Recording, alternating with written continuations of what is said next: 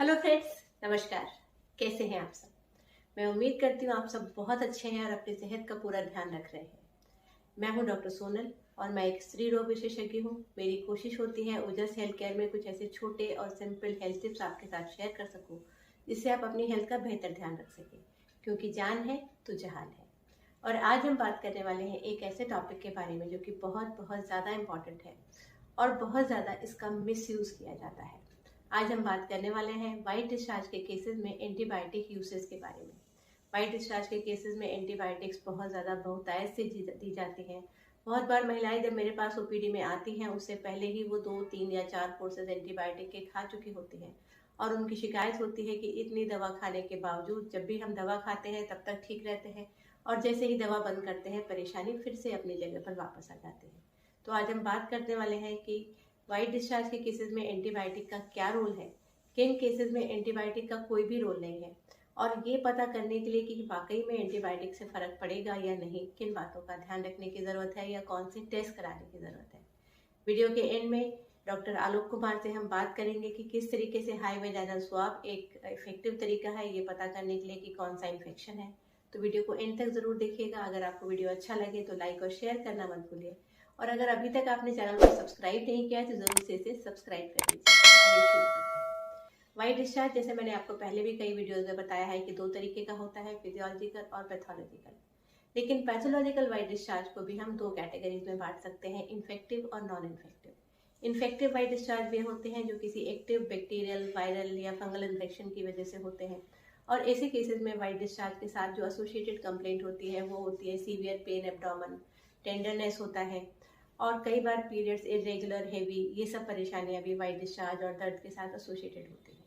लेकिन वहीं पर कुछ ऐसे डिस्चार्ज होते हैं जो कि नॉन इन्फेक्टिव होते हैं, और उसमें एक बहुत कॉमन कारण होता है सर्वाइकल इरोजन। सर्वाइकल इरोजन एक ऐसी कंडीशन होती है जिसमें कि सर्विक्स का जो आउटर हिस्सा होता है उस पर काफ़ी स्वेलिंग आ जाती है, और उसकी जो म्यूकोसा है, जो नॉर्मल स्ट्रेटिफाइड स्क्वेमस म्यूकोसा होती है, उसकी जगह वो कॉलमनर म्यूकोसा हो जाती है, जो कि वाकई में डिस्चार्ज के लिए रिस्पॉन्सिबल होती है। और ऐसे केसेस में, बहुत सारे केसेस में एंटीबायोटिक खाने के बाद ये म्यूकोसा ठीक नहीं होती है, इन्फेक्शन ठीक हो जाता है और बार बार वो डिस्चार्ज की वजह बनता है। दूसरी कॉमन वजह होती है डिस्चार्ज जो कि इन्फेक्टिव नहीं है, उसमें दूसरी कॉमन वजह होती है सर्वाइकल एक्ट्रोपियोन, यानी एक ऐसी कंडीशन होती है जिसमें कि अगर नॉर्मल डिलीवरी किसी महिला की हुई है तो उसके जो सर्विक्स का जो मुंह है वो दोनों तरफ से टियर होने की वजह से इस तरीके से बाहर को खुल जाता है, और उसकी जो इनर म्यूकोसा है वो बाहर की तरफ एक्सपोज होने की वजह से डिस्चार्ज का कारण बनती है। तो ये कुछ ऐसी वजह है जहाँ पर कि वाइट डिस्चार्ज की वजह इन्फेक्शन नहीं होती, और ऐसे केसेस में एंटीबायोटिक देने से ये इन्फेक्शन ठीक नहीं होता, क्योंकि इन्फेक्शन वहाँ है ही नहीं। तो इसलिए ये ध्यान रखने की बहुत ज़्यादा ज़रूरत है कि जहाँ वाइट डिस्चार्ज की प्रॉब्लम है, एंटीबायोटिक्स आप कई बार खा चुके हैं लेकिन डिस्चार्ज ठीक नहीं हो रहा है, तो ज़रूर अपने डॉक्टर के पास जाइए, और डॉक्टर को एक बार एग्जामिनेशन करने के बाद ये पता चल जाता है कि किस तरीके की प्रॉब्लम आ रही है। और ऐसे केसेस में हाई वेजाइनल स्वाब एक टेस्ट होता है जिसके द्वारा ये तय किया जा सकता है कि कोई पर्टिकुलर इन्फेक्शन है। नमस्ते जी, नमस्कार। मेरा नाम है डॉक्टर आलोक कुमार। मैं क्लिनिकल माइक्रोबायोलॉजिस्ट हूँ। मैं आज इस वीडियो में आपको एक महिलाओं की एक खास समस्या के बारे में जानकारी देने वाला हूँ। ये खास समस्या है सफ़ेद पानी जाना, जिसे ल्यूकोरिया भी कहते हैं, श्वेत प्रदर भी कहते हैं।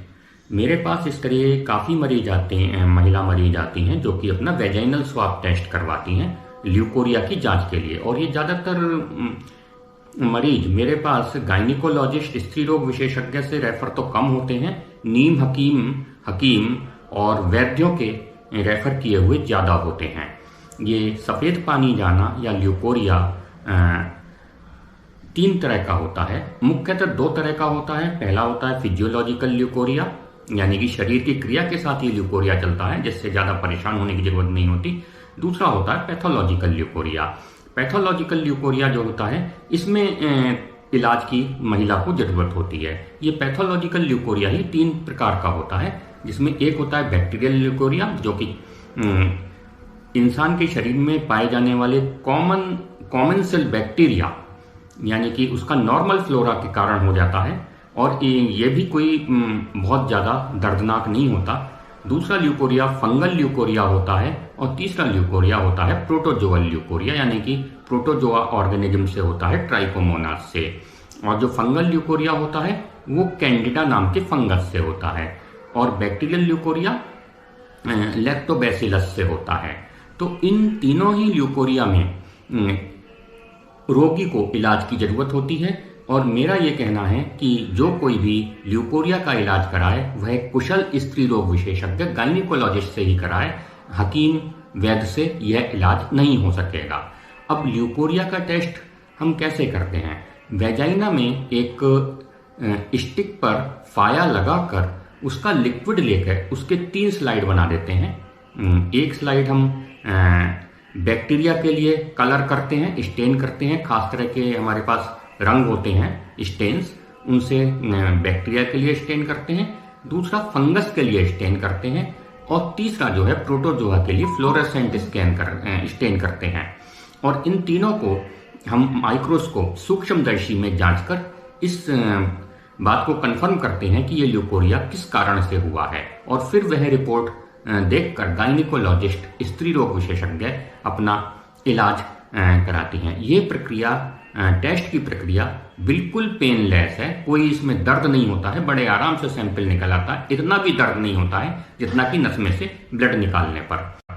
तो ये है इसका टेस्ट की प्रक्रिया, जो कि मैं माइक्रोबायोलॉजिस्ट होने के नाते अपनी लैब में इसको करता हूं। अब इसके बाद इसका इलाज और इससे बचाव, ये उपाय आपको बता रही हैं ओजस हॉस्पिटल आगरा की जानी मानी स्त्री रोग विशेषज्ञ डॉक्टर सोनल गुप्ता। तो आइए चलते हैं डॉक्टर सोनल गुप्ता के पास।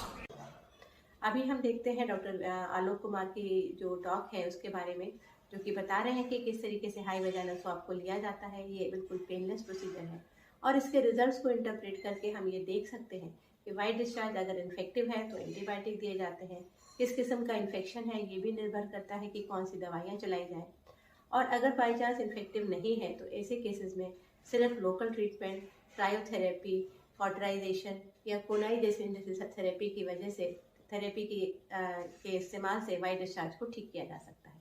जागरूक रहिए, बिना डॉक्टर की सलाह के कोई भी दवाइयाँ, एंटीबायोटिक कभी भी मत लीजिए, और अगर आपको किसी टेस्ट की एडवाइस डॉक्टर द्वारा दी गई है तो ज़रूर उस टेस्ट को तुरंत और समय से कराएं। बहुत बार महिलाओं की अप्रोच होती है कि पहले हम दवा खा के देख लेते हैं, नहीं ठीक होगा तो फिर टेस्ट करा लेंगे, जो कि एक गलत अप्रोच है। तो अपनी हेल्थ को प्रायोरिटाइज कीजिए, और इस वीडियो को एंड तक ज़रूर देखिए। धन्यवाद।